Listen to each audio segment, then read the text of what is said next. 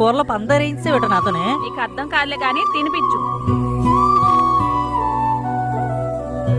అమ్మా TV on చేయనా? Petra, ఏదో ఒక ప్రోగ్రామ్ వస్తే చూద్దాం. అవునే, ప్రోగ్రామ్ అంటే గుర్తొచ్చింది.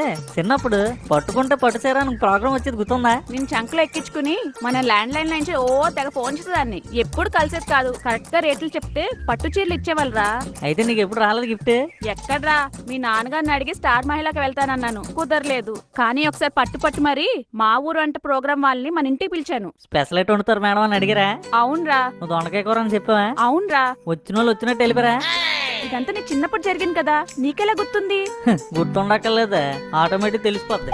పెద్ద కోల్డ్ ఫారం పెట్టైనా సరే నీ కోడలతో కోడికూర వండిస్తాను చూడే. అబ్బో కోడలంట, ముందు నువ్వు డిగ్రీ పాస్ అవ్వు. పాస్ అవ్వడం నాకు పాస్ పోసినంత ఈజీ. చూస్తావు కదా, మా జ్ఞానానందం కాలేజీలో సర్వజ్ఞాని నేనే నిరూపిస్తాను. సరే నేను కాసేపు పడుకుంటాను. ఆ అంట్లన్నీ కాస్త గడిపి